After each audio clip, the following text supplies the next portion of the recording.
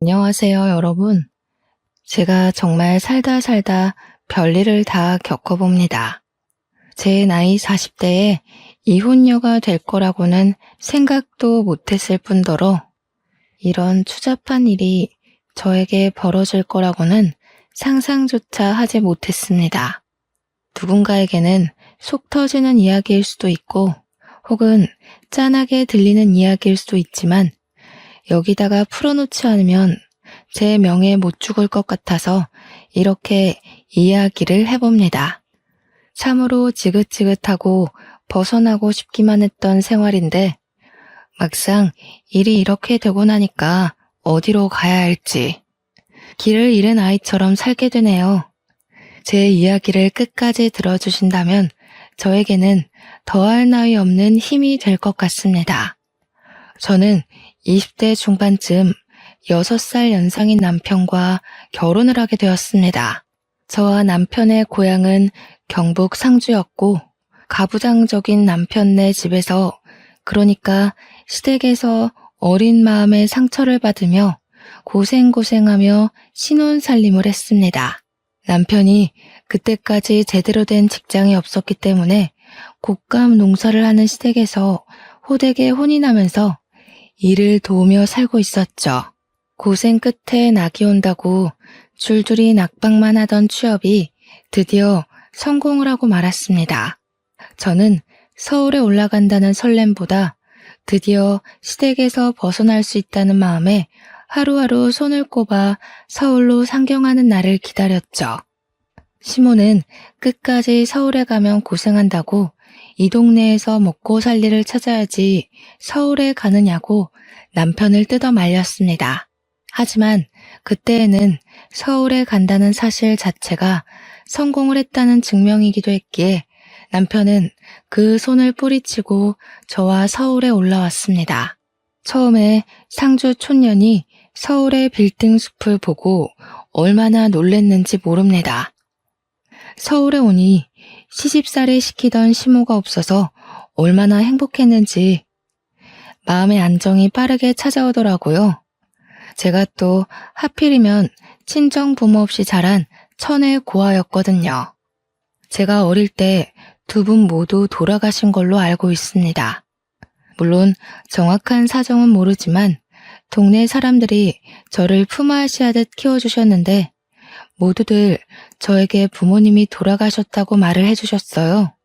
저는 마을 주민들의 도움이 없었더라면 한겨울에 추위에 얼어 죽었거나 배가 골아 죽었을지도 모릅니다. 저는 어릴 때부터 마을에 온갖 자비를 하면서 밥을 얻어먹었고 학교를 다녔습니다. 그래서 지금 남편과 결혼한다고 시댁을 방문하여 인사를 드렸을 때 시모는 밥주걱을 저에게 던지시기도 했었습니다. 어디 만날 여자가 없어서 마을 사람들이 업어 키운 계집애를 데리고 오냐고 부모 목숨 뺏어간 계집애라고 재수 없다고 하셨습니다. 남편이 박박 우겨서 결혼을 하긴 했는데 취업이 되지 않아서 2년 동안 시댁에 얹혀 살아야 했죠. 그 인연이 정말 저에게는 두 번 다시 겪고 싶지 않은 지옥의 기간이었습니다. 세상에 시집살이를 이렇게까지 시킬 수 있나 싶을 정도로 저희 시모는 지독한 사람이었습니다.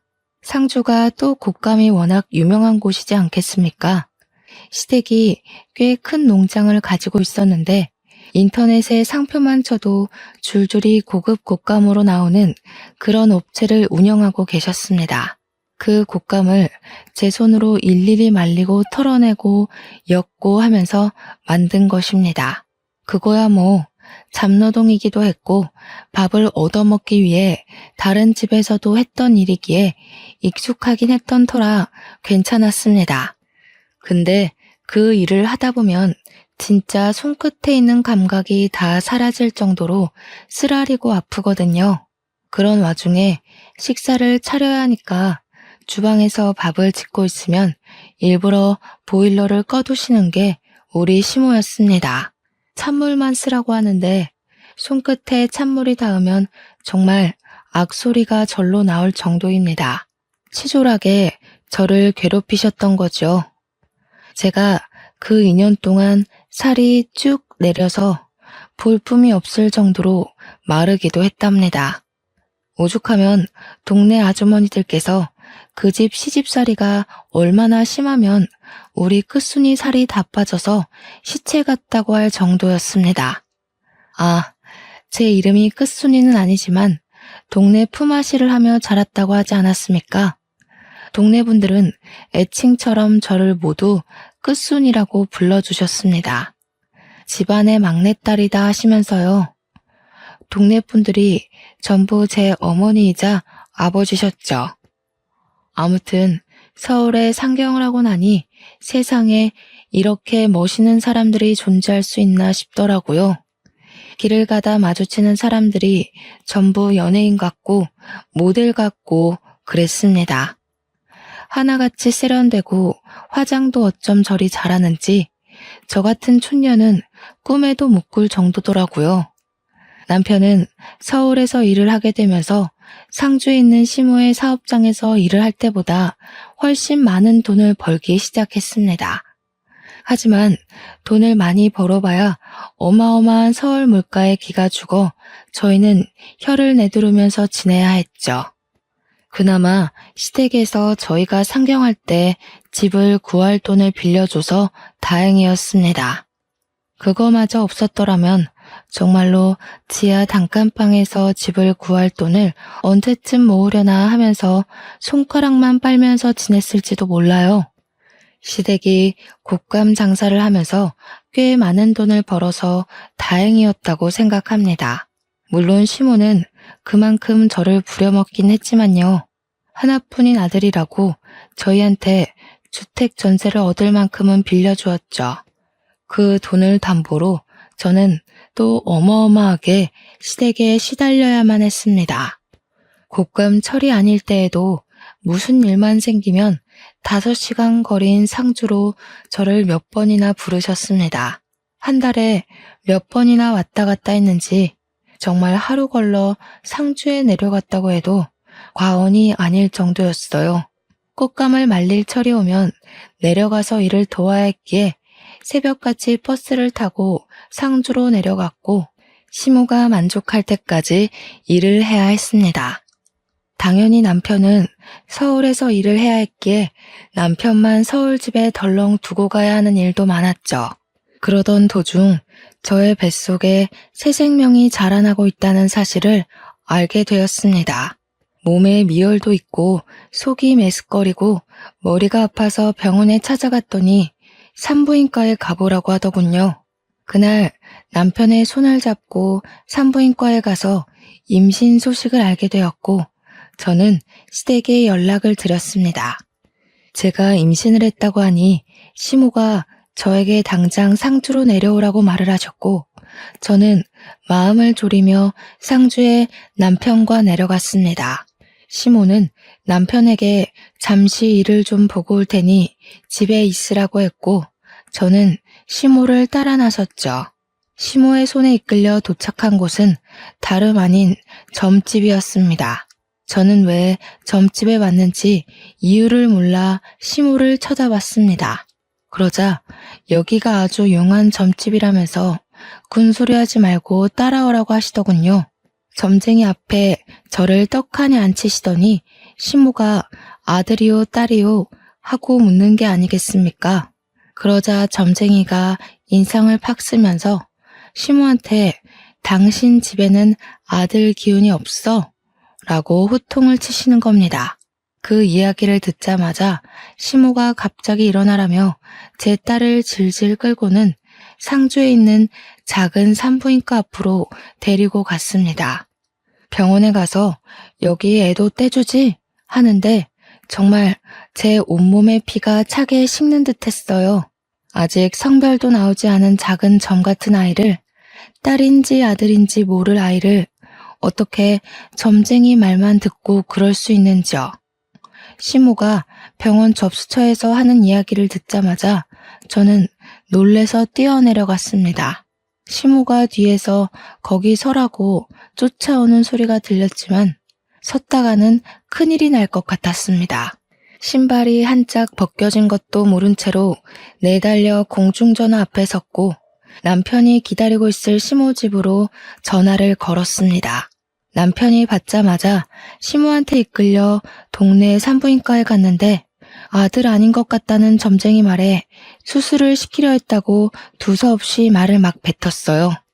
남편도 놀래서 제가 도망친 공중전화 앞으로 달려왔고 분노에 휩싸인 남편과 함께 시댁으로 돌아갔습니다. 시댁에 도착하니 시모가 마땅치 않은 얼굴로 저를 바라보며 혀를 끌끌 차고 있더라고요. 그 용한 점쟁이가 우리 집에는 아들 기운이 없다는데 계집이 나와서 어디다 쓸 거냐고 삿대질을 막 하시는 겁니다. 남편이 어디 그런 사기꾼의 말을 듣고 아직 전밖에 되지 않은 아이한테 나쁜 짓을 하려더냐고 같이 성을 냈어요. 그러니까 시모가 밖에서라도 아들을 낳아오라고 대는 이어야 하지 않겠냐고 자기 할 말만 하시더라고요. 남편은 산모 앞에서 그런 이야기 하지도 말라고 하셨고 저는 그제야 한쪽 발이 맨발인 걸 알게 되었습니다. 달리다가 긁힌 건지 발이 상처투성이가 되어 있더라고요. 그 발을 보는데 너무나도 제 처지가 어떤지 느껴졌어요. 시모는 자기한테 성을 내는 아들에게 실망했다며 아들 키워봐야 소용이 없다고 가슴을 막 치셨습니다. 그러자 남편이 아들 키워봐야 소용없는데 왜 우리한테 아들 낳아오라고 타령을 하냐면서 서울 가겠다고 했습니다. 표독스럽게 저를 바라보던 시모는 여우 같은 년이 우리 아들을 홀려놨다고 저랑 함께 막 달려오시더라고요. 저는 너무나도 공포스러웠습니다. 시모가 달려오는데 정말 눈을 뒤집으면서 달려오시더라고요. 다행히 남편이 왜 이러시냐며 시모를 내동댕이 쳤고 엉덩방아를 찌른 시모는 그 자리에 주저앉아 엉엉 우셨습니다. 남편은 저에게 미안하다고 계속 사과를 하고 시모는 저한테 애를 당장 지우라고 우리 아들이 힘들게 번 돈 딸에게 쓸 수 없다고 소리치셨죠. 결국 남편은 시모에게 사과하기 전에도 전화도 하지 말고 찾지도 말라고 하고는 저를 끌고 서울에 올라왔습니다. 서울로 가는 차 안에서 남편이 아직 판판한 제 배를 만지며 울더라고요. 이제 시댁에 오지 말라고. 아이를 낳을 때까지는 죽어도 오지 말라고요. 그 뒤로 저는 서울에서 지내면서 어떻게든 시모의 연락을 피하기 위해 노력을 했어요. 곶감 농장의 일이 바빴던 터라 시모가 서울에 올라올 수 있는 날이 없었기에 그나마 다행이었다고나 할까요. 임신 5개월쯤 되었을 때 병원에서 넌지시 아이의 내복은 파란색으로 준비하시는 게 좋겠네요. 라는 이야기를 듣고 나서야 뱃속의 아이가 아들이라는 걸 확신했습니다. 무당이 정말 사기꾼이었는지 아들 기운이 없다더니 떡하니 아들을 임신하고 있었던 거죠. 혹여라도 그날 도망을 치지 못해서 수술대 위에 올랐더라면 우리 떡두꺼비 같은 아들은 만날 수 없었을 겁니다. 우여곡절 끝에 결국 아들을 무사히 낳았고 병실에 누워있다가 잠이 들었는데 누군가 쳐다보는 느낌에 눈을 뜨니 시모가 저를 빤히 보고 있더라고요. 순간 어찌나 놀랐는지 입에서 악소리가 절로 나왔습니다. 시모가 겸연쩍어 하면서 저한테 그러더군요. 그래, 고생했다. 아들 낳았으니까 할 일 다 했다. 하시면서 제 손을 잡는 겁니다. 저는 솔직히 소름이 돋았습니다. 태도 변환이 너무 빠른 것 아닌가 싶었거든요. 저도 말이 곱게 나오지 않았기에 시모한테 어머님이 애 지우라고 할 때 지웠으면 큰일 날 뻔했네요. 하니까 시모가 눈에 쌍심지를 켜고 내가 언제 그랬어? 이러더라고요. 진짜 치매 검사라도 받으셔야 하는 거 아닌가 하는 생각이 들었죠.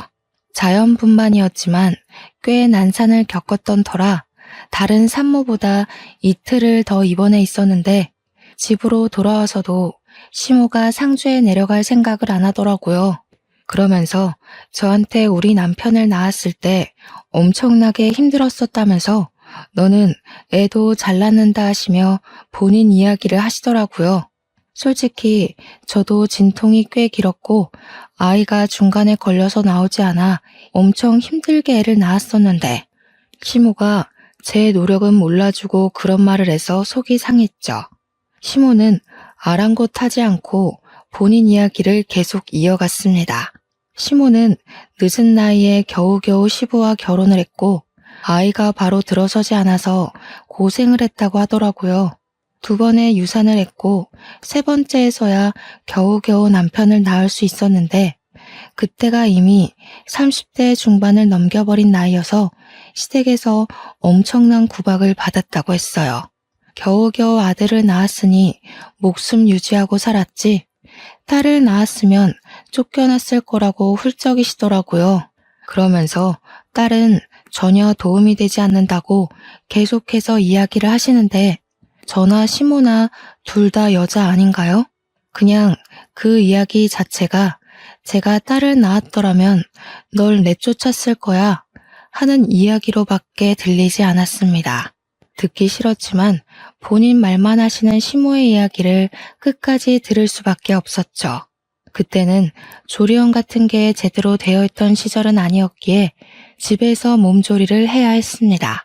시모가 상주에 내려갈 생각을 도통 하지 않으니 어쩔 수 없이 집에서 시모와 함께 몸조리를 해야만 했어요.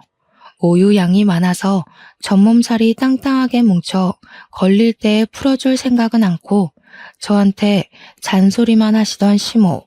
도무지 누가 누굴 도와주러 온 건지 모르겠더라고요. 거기다가 모유 수유를 할 때마다 자꾸 빤히 보시는데 너무 부끄럽고 부담스럽더라고요. 자기 앞에서 모유 수유를 하라고 우리 손자가 잘 빨아먹는 걸 봐야겠다면서 저한테 계속 이야기를 하시는데 정말 너무 싫었어요. 제가 시모랑 목욕탕도 한번 가본 적 없는 사이거든요. 상주로 내려갈 생각은 전혀 없으시고 자꾸 저를 힘들게만 하시니까 결국 남편한테 도움을 요청했습니다.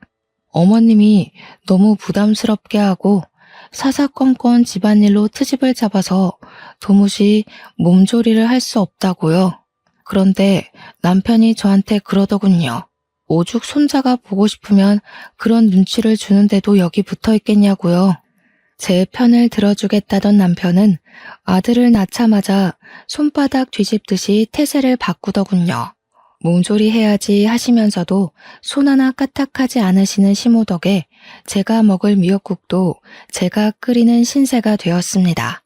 시모가 그 정도는 해줄 거라고 생각했는데 제가 미역국을 끓이니 고기를 넉넉하게 넣어야 아범이 좋아하는데 이런 이야기만 하시더라고요. 남편이 퇴근하고 집으로 돌아오면 8시 정도 되는 시간이었거든요. 그러면 저는 이미 일찍 저녁을 먹고 애를 재우고 있는 시간이었단 말이죠. 아무래도 신생아니까 자주 먹고 자주 자고 저도 아이랑 같이 틈틈이 자야 하니까요. 남편이 오는 시간이면 잠에 들 시간인데 그때부터 집안에서 맛있는 냄새가 아주 솔솔 풍기기 시작합니다. 신모가 남편 준다고 그때부터 부지런히 저녁상을 차리는 냄새였죠. 저는 몸조리 해야 된다고 내내 미역국만 먹이시고 그나마 그 미역국도 제가 끓인 거고요. 남편은 바깥일하고 왔으니 몸보신 든든하게 해야 된다면서 갈비찜에 꽃게탕에 난리가 났더라고요. 남편은 제가 뭘 먹으면서 버티는지 모르니까 엄마 손맛이 최고라면서 신나서 어쩔 줄 모르고요. 시모가 또 오죽 남편 입맛을 잘 알겠습니까? 허구한 날 애가 울든 말든 시장 가서 장을 봐오는데 진짜 너무 서럽더라고요. 우는 아이 달래느라 저는 밥이 코로 넘어가는지 입으로 넘어가는지 모르면서 지내고 있었는데요.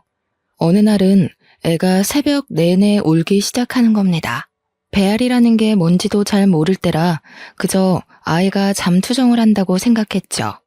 동네가 떠나가라 얼굴이 새빨갛게 변할 정도로 자지러지면서 울기 시작하는데 시모가 갑자기 부부 침실에 문을 벌컥 열고 들어오더라고요. 아무리 애가 운다고 해도 그렇지 부부가 사용하는 침실을 노크도 없이 야밤에 벌컥 열고 들어온다는 게 상상이나 가시나요? 그러더니 저보고 성질을 확 내면서 애를 안고 나가라는 겁니다. 제가 네? 무슨 말씀이세요? 하고 물어보니까 남편 잠 못 잔다고 나가래요. 주섬주섬 애를 포대기에 업고 나오니까 거실에 있지 말고 밖으로 나가라는 겁니다. 시모 본인이 남편이 아기 때 울면 그렇게 밖으로 나가서 동네를 몇 바퀴 돌았다면서 저보고 나가래요. 아무리 여름이라지만 모기도 많고 할 텐데 어딜 나가냐고 했더니 저한테 그럼 우리 아들 잠도 못 자고 출근하라는 게야? 난리가 났더라고요. 결국 저는 애만 덜렁 안고 쫓겨나서 어쩔 수 없이 애를 재우기 위해 동네를 3바퀴나 돌았습니다. 그 뒤로는 애가 밤에 울기만 하면 저보고 나가서 애 달래고 오라고 하더라고요. 도대체 저는 잠을 언제쯤이나 잘 수 있는 걸까요? 그렇게 몸조리도 못하고 동네 돌고 밥도 제대로 못 먹고 하니까 결국 제 몸이 망가져 쓰러지고 말았습니다. 병원에서 눈을 딱 떴는데 시모가 혀를 끌끌 차면서 이제는 또 몸이 허약해서 문제라고 하시는 겁니다. 저한테 그래서 둘째는 언제 가지고 언제 낳을 거냐고 돈 잡아먹는 귀신이 붙은 게 틀림없다 하시더군요. 병원에 이렇게 누워있으면 하루에 돈이 얼마가 깨지는지 알고는 있냐면서 저 때문에 남편만 고생하게 생겼다고 하는데 너무 서러웠습니다. 제가 엉엉 울고 있자 의사가 들어오더니 안 그래도 쓰러진 사람인데 자꾸 울면 탈수 온다고 물 많이 마시라고 하더라고요. 그러면서 하는 말이 출산한 지 얼마 안 돼서 영양분을 골고루 많이 섭취하셔야 되는데 영양분이 모자라대요. 현대사회에 영양실조로 쓰러져서 실려오는 사람이 몇 없다고 잠도 못 자고 지금 몸이 말이 아닌 상태라고 하더라고요. 그러면서 멀찍이 있는 제 남편한테 육아도 도와주시고 몸조리도 도와주셔야지요 하더라고요. 생판남인 의사 선생님도 제 편을 들어주는데 진짜 너무 서러우니까 아무 말도 못하겠더라고요. 근데 남편이 거기서 뭘 하는 줄 아세요? 고기 반찬을 그리 먹는데 왜 영양실조가 오지? 하더이다. 악에 바친 제가 막 이야기를 했어요. 그 고기 반찬 어머님이 넣어주지 나는 미역국만 먹었다고. 당신이 미역국 안 먹는 거 알자마자 미역국에 고기 조각도 못 넣게 한다고 막 소리를 질렀습니다. 시모가 저한테 미친 개야? 하면서 난리를 치는데 의사가 고개를 절레절레 흔들면서 고기 많이 드세요 하더라고요. 그날 수액을 다 맞고 퇴원을 하려고 하는데 시모가 보이질 않더군요. 어머님 어디 갔냐 물어보니 상주로 내려가셨다고 남편 보기 부끄러워서 도망을 가신 겁니다. 그 뒤로는 남편이 의사 말이 마음에 걸렸는지 고기 사 먹으라고 돈을 막 쥐어주더라고요. 그래서 원 없이 고기 구워 먹었습니다. 아들이 100일쯤 지나니까 육아도 할만하더라고요. 아이를 키우면서 누가 제일 보고 싶었는지 아세요? 나를 낳아준 부모도 아니고 자기 자식도 아닌데 저를 챙겨주시고 키워주셨던 상주 사람들이 보고 싶더라고요. 우리 끝순이 끝순이 하면서 저를 정말 막내처럼 챙겨주셨던 그 어르신들이요. 산후 우울증이라는 게 이렇게 찾아오는 건지 꿈에도 몰랐습니다. 하루 종일 쳇바퀴 돌듯이 아이가 일어나면 분유를 먹이고 눈 맞추고 놀아주다가 또 분유를 먹이고 울면 달래주고 하루 종일 그러고 있으니까 너무 우울하더라고요. 남편은 바빠서 주말에도 출근하기 일쑤였고 바깥바람을 제대로 쐬지 못하니 너무 답답했어요. 남편이 돈을 많이 벌어다 주면 뭐합니까? 돈을 쓸 시간이 없는데. 그렇게 아이가 태어난 지 5개월이 지났을 무렵 시댁에서 어김없이 저를 찾는 전화가 걸려왔습니다. 겸사겸사 애도 보고 싶고 제가 할 일이 있으니까 상주에 애 데리고 내려오라고 하시더군요. 꽃감 시기가 다가온 것이었습니다. 남편 보고 같이 가주면 안 되냐고 물었더니 일이 바빠서 도무지 같이 갈 시간이 나지 않는다고 혼자 갔다 오라고 하더군요. 저만 홀로 갓난아이를 업고 짐을 싸서 5시간을 버스를 타고 내려갔습니다. 상주에 도착을 하고 나니 시모가 바로 애부터 빼앗아 들고는 저에게 일을 하라고 하더군요. 시모는 손자를 보느라 정신이 나간 사람처럼 굴었고 저는 하루 종일 쪼그려 앉아서 일을 해야 했습니다. 그러다가 아이가 배고플 시간이 되어 분유를 주러 갔는데 시모가 곶감의 속을 숟가락으로 살살 긁어서 아이에게 먹이고 있는 게 아니겠습니까? 이도 없는 아이한테 아직 이유식도 시작하지 않은 아이에게 곶감을 주다니 이게 무슨 짓인가 싶었어요. 제가 너무 놀라서 어머님 하고 소리를 지르자 시모가 무슨 유난을 그리 떠냐고 오히려 저한테 뭐라고 하더라고요. 속만 살살 긁어서 준 거라고 하더라고요. 제가 이유식 시작도 안 한 아이한테 무슨 일이 생길 줄 알고 그걸 주시냐고 했죠. 그러니까 시모한테 그게 무슨 말버릇이냐고 트집을 잡더니 우리 남편도 어릴 때 다 곶감 먹고 컸다고 성을 내시더라고요. 애 보는 거에 참견할 시간 있으면 곶감 하나 더 엮고 오라고요. 평소에 조용한 시모의 집에서 아기 울음소리가 들리니 상주 사람들이 끝순이가 동네에 왔나 보다 싶어서 시모 집으로 찾아왔어요. 아이가 누굴 닮았나 궁금하기도 했다며 하나같이 저한테 우리 끝순이 고생했다고 토닥여 주시더라고요. 저를 보고 싶어서 오셨다더니 용돈도 한아름 준비해서 오시는 거예요. 아이를 낳았을 때 고생했을 텐데 이제야 용돈도 준다면서요. 우리 시모한테도 못 받아본 돈이라 너무 소중해서 감사하다 인사드리고 가슴팍에 넣어놨는데 시모가 그 돈 내놓으라 하더라고요. 제가 받은 건데요. 하니 우리 손주 낳아서 받은 돈 아니냐고 말도 안 되는 소리를 하면서 그 돈 내놓으래요. 우리 시모 진짜 부자거든요. 시부 돌아가시고 모든 사업장 시모가 받아둔 터라 진짜 알짜배기 부자란 말이에요. 이 곶감 농장 나중에 다 손자 거 될 거라면서 그러니 손자한테 들어오는 돈은 자기가 챙기는 게 맞는다며 돈 내놓으라고 하는데 말이 되나요? 결국에는 제가 돈 가지고 있으면 땀만 먹고 도망갈까봐 내놓으라는 것이었습니다. 오죽하면 옆에서 우리 아들 귀엽다고 보고 있던 동네 아줌마가 시모한테 삿대질을 막 하더라고요. 뺏을 게 없어서 끝순이한테 준 용돈을 뺐냐고 할머니 성격 고약하다고 하면서요. 그랬더니 시모가 또 씩씩거리면서 자네는 뭔데 집안일에 참견이냐고 성질을 버럭 내시대요. 그렇게 한 일주일 있다가 서울에 돌아오니 그 사이에 잘 쉰 건지 남편 때깔이 곱더라고요. 술 냄새가 진동을 하는데 오자마자 저한테 해장국 좀 끓여달라고 하길래 해장국을 끓여줬어요. 결혼 전에는 저 없으면 죽겠다고 난리를 치는 통에 결혼까지 했건만 애 낳고 나니까 제가 날개옷 잃은 선녀같이 느껴지나 봐요.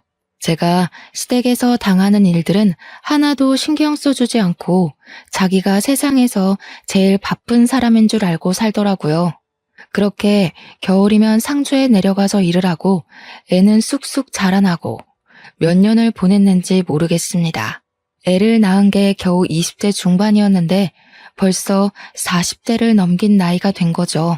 우리 아들은 중학생이 되었고 서울 애들 사이에서 공부도 곧잘 따라가 중상위권 성적을 유지하면서 지내고 있었습니다. 저는 꼬부랑 글씨를 아무리 봐도 모르겠던데 우리 아들은 저한테 차근차근 설명도 참 잘해주더라고요. 나중에 선생님 되는 게 꿈이라면서 열심히 공부할 거라고 했어요. 얼마나 기특하고 예쁜지. 아들이지만 참 순수하고 얌전한 놈이었죠. 하지만 그 행복은 얼마 가지 않았습니다. 집에 큰일이 생기고 말았죠. 바로 평생 동안 저를 괴롭히고 정정하게 살 것 같았던 우리 시모가 풍으로 쓰러지게 된 겁니다. 처음에는 거동도 제대로 못하시는 바람에 집에서 수발을 들어줄 사람이 필요해졌어요. 아들은 중학생이고 남편은 직장 때문에 움직일 수 없고 저 또한 집안일을 챙겨야 하는 입장으로 시모 옆에 내내 붙어 있을 수가 없었기에 간병인을 구했습니다. 그런데 시모의 성격이 어찌나 괴팍한지 다들 대충 아시잖아요. 간병인들이 도무지 버텨내지를 못하는 겁니다. 시모가 사사건건 입만 살아서 트집을 잡아대고 욕을 해대고 하니까 간병인들이 도망을 간 거예요. 한 달 동안에만 3명의 간병인이 도망을 가게 되면서 결국 남편은 저에게 부탁을 하더라고요. 애는 공부를 해야 하고 자기는 일을 해야 하니 집에서 그나마 시간이 남는 저보고 수발을 들어달라고요. 이게 사실 부탁인지 명령인지는 잘 모르겠지만 남편이 해달라고 하는데 제가 어떻게 거절을 하겠습니까? 결국 제가 짐을 싸서 상주로 내려가게 되었습니다. 서울에 언제 올 수 있을지 기약 없는 상주행이었죠. 제가 내려가니까 누워서 꼼짝 못 하시던 시모가 잘 왔다고 하시더라고요. 그동안 간병인들이 어찌나 하는 일이 없던지 속이 답답할 지경이었다면서 일은 우리 며느리가 잘하지 하시는데 무섭더라고요. 그 말이 칭찬이 아니라 앞으로 내가 널 부려먹을 거다 하는 경고같이 느껴졌어요. 순간 신혼 2년 동안 시집살이를 했던 일들이 새록새록 떠오르대요. 그렇게 옆에서 병수발을 들면서 시모가 거동을 조금씩이라도 할 수 있도록 시모를 끌어안고 움직이기 시작했습니다. 시모가 한번 쓰러지고 나니까 화내는 기력도 예전만치 못한지 저한테 잔소리도 하도 줄이시더라고요. 물론 이렇게 수그러들기까지 꽤 시간이 흐르긴 했죠. 간병하겠다고 내려간 첫날 오줌 누는 요강을 제때 비우지 않았다고 그 요강을 저한테 던지셨거든요. 안에 가득 차 있던 소변을 뒤집어 썼을 때는 정말 화가 머리끝까지 나서 시모한테 소리를 고래고래 질렀습니다. 어머님, 이러시면 저 밥도 안 하고요. 요강도 비우지 않을 거라고요. 아예 서울로 가서 나몰라라 하고 지낼 겁니다. 했더니 깨갱 하시더군요. 제가 정말 짐부터 싸고 아무것도 하지 않자 저한테 처음으로 미안하다고 먼저 사과까지 하셨습니다. 그 뒤부터는 시모의 재활을 위해 힘을 썼죠. 그나마 남편이 돈을 꼬박꼬박 보내주어서 읍내에 있는 정형외과 선생님의 도움을 받아 마사지도 해드리고 거동을 도와주는 보조기구도 샀어요. 하지만 시모를 돌보는 일만 저에게 주어진 것은 아니었습니다. 우리 시모 농장의 규모가 꽤 컸거든요. 곶감 사업장도 큰 업체였고요. 그 관리가 전부 제 몫이 되고 만 거죠. 시모가 움직일 수 없으니 제가 매일같이 출근을 해서 농장을 1~2시간 돌봐야 했습니다. 시모가 낮잠을 자는 틈에는 공장 시차를 가고 시모가 깨어있을 때는 식사도 차려야지, 씻겨드려야지, 운동도 해야지. 엄청 바빴습니다. 얼마나 깔끔을 떠는 분이신지 하루에 한 번 씻지 못하면 혓바늘이 돋는다고 하시더라고요. 처음에는 시모가 목욕하는 것만 옆에서 도와드렸는데 결국에는 저도 온몸에 물을 뒤집어 쓰게 되더라고요. 그래서 그냥 시모랑 같이 씻게 되었죠. 정정할 때는 목욕탕 한 번 같이 가본 적 없는 사이였지만 늙어서 하게 되네요. 시모 등도 빡빡 밀어드리고 씻고 나서 머리도 정갈하게 정리해드리고 스킨 로션도 다 발라드리고요.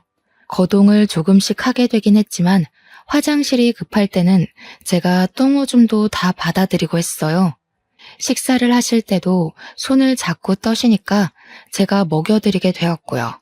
그렇게 3개월을 조금 넘는 시간 동안 시모와 둘이 상주에서 지내게 되니까 서울에 있는 남편이랑 아들이 문득 궁금하더라고요. 그래서 전화를 했더니 아들이 받는 겁니다. 잘 지내냐고 물어보니까 애가 기가 팍 죽은 목소리로 응 하고 대답을 하는데 서글펐어요. 밥은 잘 챙겨 먹는 거냐고 엄마가 주말에 한번 올라가겠다고 하니 제가 보고 싶어 죽겠다고 이야기를 하더라고요. 아들이 그렇게 이야기를 하니까 당장이라도 달려가고 싶은 마음이 들어서 시모에게 이야기를 했죠. 주말에 서울에 좀 다녀올게요 하니까 제가 없으면 불안한 시모가 손자를 상주로 오게 하면 안 되냐고 하는 겁니다. 그래서 아들에게 혹시 주말에 상주로 내려올 생각 있냐고 물어보니까 냉큼 오겠다고 하더라고요. 아들 사랑, 손자 사랑이 대단한 우리 시모는 우리 아들이 내려오자마자 신이 나서 난리가 났습니다. 예쁘다 예쁘다 하면서 아들한테 어디 숨겨놨던 돈을 막 주는 거예요. 그러면서 넌지시 아범은 왜 안 내려오냐고 물어보더라고요. 아들이 아빠 바쁘대요. 저만 다녀오랬어요 하는데 시모 얼굴에 실망이 가득하더라고요. 금이야 오기야 키운 아들이니까 더 서운하고 그랬겠죠. 자식 새끼 키워봐야 소용 하나도 없나 하시는데 제 마음이 더 무너지는 것 같았습니다. 그렇게 주말이 지나고 아들이 올라가니까 시모가 너무나도 적적해해서 남편에게 전화를 걸었습니다. 여보, 주말에 상주 좀 와. 어머님이 보고 싶으신가 봐. 하니까 남편이 저한테 자기는 뭐 서울에서 놀고 있는 줄 아냐면서 바쁘다고 아무 때나 전화하지 말래요. 그러더니 전화를 뚝 끊어버리는 게 아니겠어요? 황당해서 허 하고 있는데 시모가 아범이니? 하시대요. 그래서 아니에요, 친구예요 했습니다. 시모가 넌지시 아범이 참 못됐어 못됐어. 어찌 제 어미가 아픈데 한 번을 안 오냐고 하더라고요. 그래서 제가 있잖아요. 어머님, 제가 살가운 며느리는 아니었죠. 하니까 시모가 갑자기 눈물을 훔치시는 겁니다. 아니다 얘야. 내가 못됐지. 허구한 날 찬물에 설거지 시키고 시집살이 시키고 그때는 우리 아들이 뭐가 모자라서 너랑 결혼하나 했다. 내가 우리 손주 밖으로 나오지도 못하게 할 뻔했고 이 늙은이가 이제 와서 벌 받는갑다. 그렇게 말씀하시는데 저도 눈물이 주르륵 나더라고요. 그러면서 시모가 저한테 자기 죽으면 그래도 곶감 손질도 다 할 줄 알고 공장 굴러가는 법도 알고 있으니 사업체를 물려받으면 되지 않겠냐고 하시더군요. 애는 서울에서 공부시킨다 해도 저는 여기 내려와서 가업 이어나가면 돈 걱정은 없이 살 수 있을 거라고요. 옛날에는 다 제가 싫고 미워서 그런 잡일들을 시키는 거라고 생각했는데 그게 아니었던 거죠. 곶감 엮는 것부터 고르는 법 하나하나 시모가 저를 붙잡고 알려주었던 게 생각이 나더라고요. 그게 다 나중에 저에게 이 사업체를 물려주기 위해서 알려주셨던 거였어요. 그렇게 시모랑 부대끼며 산 지 1년이 조금 넘었을 때 저와 시모는 정말 많이 친해졌습니다. 그동안 우리 아들도 주말이면 상주에 내려와서 지냈고요. 그러면 제가 또 반찬 같은 걸 바리바리 싸서 보내주곤 했어요. 우리 아들 잘 먹고 잘 컸으면 좋겠어서요. 우리 아들이 어느 날 저에게 자기도 상주에 내려와서 살면 안 되냐고 물어보더라고요. 저는 아들에게 서울에서 공부해야지 여기는 학교도 없으니까 별로 좋은 환경은 아닌 것 같다고 이야기를 했습니다. 그러니까 아들이 서울이 싫다고 하는 겁니다. 무슨 일 있냐고 물어봐도 아무 일 없다고 말을 하는데 제 마음은 또 그게 아니더군요. 그래서 아들이 자는 사이에 남편에게 전화를 걸었습니다. 밤 11시가 넘어가는 시간이라 남편이 자고 있나 싶긴 했지만 오기가 생기더라고요. 2번, 3번, 4번 전화하는데 계속 받지 않으니까 받을 때까지 전화를 걸었습니다. 11번째 드디어 전화를 받더니 버럭 소리를 지르는 거예요. 야, 왜 자꾸 전화를 하고 그래? 그렇게요. 저는 왜 전화를 안 받냐고, 뭐 하고 있었냐고, 우리 아들한테 무슨 일이 있길래 자꾸 상주에서 살고 싶다고 이야기하는 거냐고 물어봤죠. 그랬더니 저한테 그놈이 상주에 있는데 왜 자기한테 물어보냐고, 서울이 싫은가 보지, 상주에서 살라고 해, 하는 겁니다. 그러면서 돈은 꼬박꼬박 보내줄 테니까 걱정하지 말고 상주에서 지내라고 하는데 순간 느낌이 쎄하더라고요. 이놈이 바람이라도 났나? 왜 자꾸 나랑 아들을 상주에서 못 올라오게 하려는 걸까 싶고요. 자꾸 전화도 피하고 전화하지 말라고 하는 것도 이상하게 느껴졌어요. 전화를 끊고 한참을 전화기 앞에서 멍하니 있었는데 뒤에서 기척이 느껴지더라고요. 아범이 바람이 났다냐? 저는 소스라치게 놀랐습니다. 분명 우리 시모가 자고 있는 걸 확인하고 남편에게 전화를 건 것이었거든요. 한 번 잠들면 누가 업어가도 모르게 깊게 잠을 자는 시모라서 안심하고 있었는데 거기다가 시모가 9시면 잠자리에 드시거든요. 시간이 11시가 훌쩍 넘었는데 갑자기 일어나서 말을 거시니 제가 얼마나 놀랐겠어요. 바람이라뇨. 에이, 설마요 어머님. 아범이라면 계집질을 하고도 남지. 지 아비가 그러다가 일찍 죽은 거 아니여. 그 피가 어디 가겠어? 망할 놈의 새끼. 돌 맞아도 싼 새끼 같으니라고. 시모가 남편 욕을 하는 걸 생전 처음 본지라 저는 어안이 벙벙했습니다. 그러더니 저한테 당장 내일 아침 첫 차를 타고 서울에 가서 그놈을 족치고 오라고 하시는 겁니다. 제가 놀라서 네? 하고 물어보니까 하루 정도는 옆집 윤씨네한테 도와달라고 하면 될 거라고 하시더라고요. 그러면서 아침에 눈 뜨자마자 터미널로 가서 서울에 갔다 오라고 하셨어요. 가서 바람이 난 게 맞으면 발로 차주고 오해가 있는 거라면 다 풀고 오라고 하시더라고요. 그래서 저는 아침에 눈 뜨자마자 윤씨네 아주머니에게 길어야 이틀이라고 시모를 부탁드린다고 말씀을 드린 후 아들과 함께 서울로 향했습니다. 혹시나 싶어서 아들에게 혹시 너네 아빠 바람났냐고 물어보니까 아들 눈동자에 지진이 나더라고요. 알고 보니까 바람난 지 꽤 됐더라고요.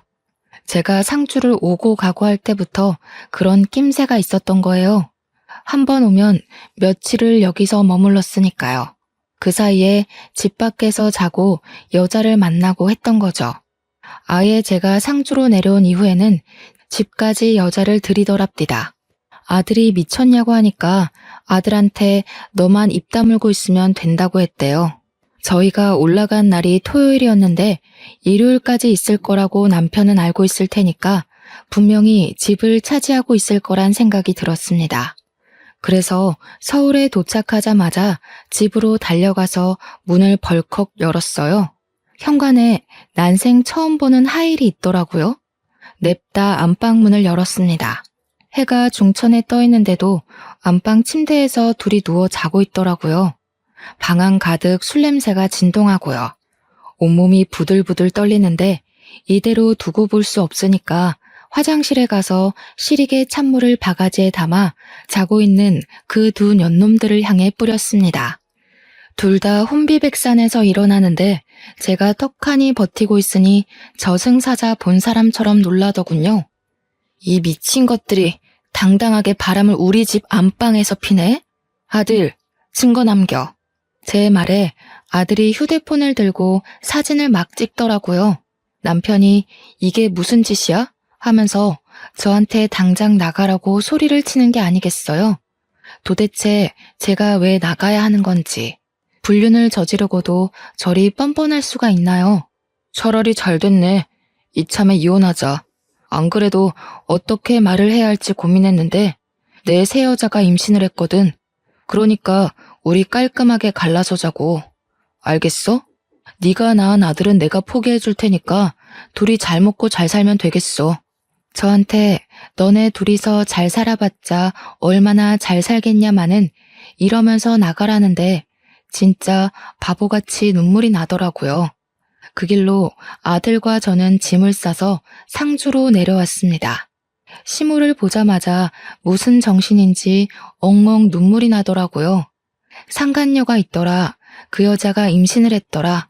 나한테 이혼하자더라 했어요. 시모가 한숨을 푹 쉬더니 저한테 이혼해라 하시더라고요. 돈은 넉넉하게 줄 테니까 뒤도 돌아보지 말고 서울 가서 살아 하시는데 제가 가면 시모는 누가 돌보냐고 그 여자가 와서 수발될 것 같냐고 했죠.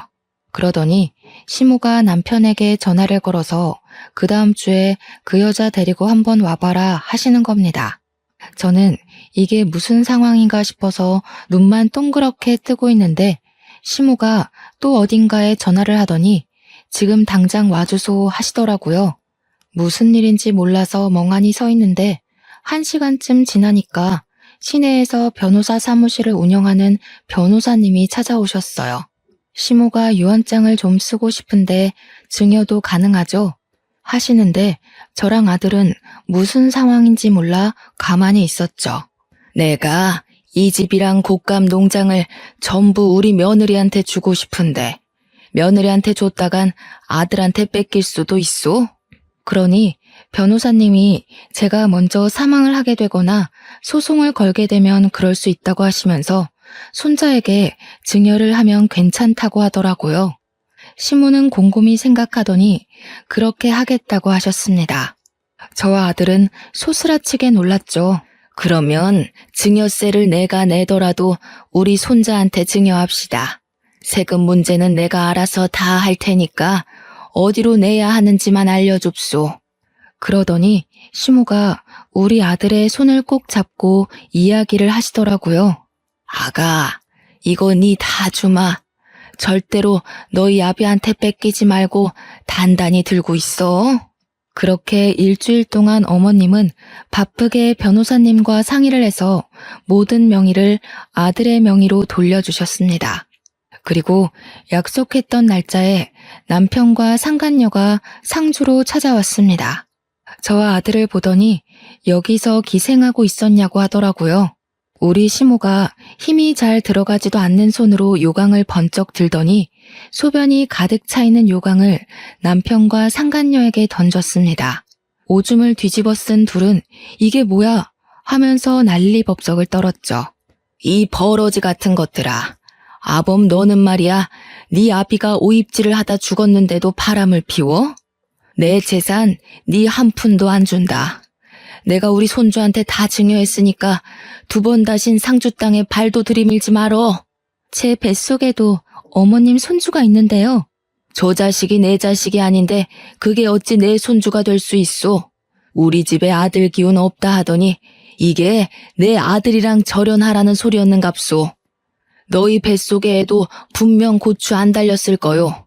당장 내 눈앞에서 썩 꺼져. 오줌 뒤집어 쓰고 남편은 씩씩거리면서 엄마 죽으면 재산 못 찾아올 것 같냐고 패드립을 치더라고요. 변호사가 우리 아들한테 증여하면 증여세를 2번 물고 준 거라서 절대 못 찾을 거라고 했지만 알려주진 않았죠. 저는 결국 남편과 이혼을 했어요. 상간녀가 임신해 있었기에 이혼을 해주지 않고 버텨볼까 했지만 시모가 뭘 질질 끄냐고 하시더라고요. 그리고 아들이랑 아예 상주로 내려와서 곡감 농장을 운영하며 시모의 병수발을 들었지만 2년 뒤 겨울에 시모가 돌아가시게 되었습니다. 시모가 그렇게 가시고 아들이랑 저랑 장례 준비까지 다 끝났는데 남편이 상주에 오더니 재산 정리를 하자고 하더군요. 너 줄 재산 없다고 변호사님이랑 이야기하라고 했어요. 남편은 변호사가 준비한 서류를 죄다 훑더니 정말 시모 명의로 된 재산이 하나도 없는 걸 보고는 부들부들 떨더라고요. 근데 더 웃긴 건 상간녀가 애를 안고 쫓아 내려왔는데 그 애가 딸이더군요. 콩고물 하나 못 얻어간 전 남편이 어떻게 살고 있는지는 그 뒤로 소식을 전해 듣지 못해 모르겠습니다. 저는 시모가 물려준 농장을 잘 운영해가며 아들과 함께 행복하게 살고 있습니다. 동네 사람들도 끝순이 돌아온 걸 축하한다고 저를 두 팔 걷고 도와주신 덕분이죠. 우리 시모 하늘에서 다시 만나는 그날까지 저를 응원해 주실 거라 믿고 오늘의 사연은 여기까지 올려보도록 하겠습니다. 감사합니다.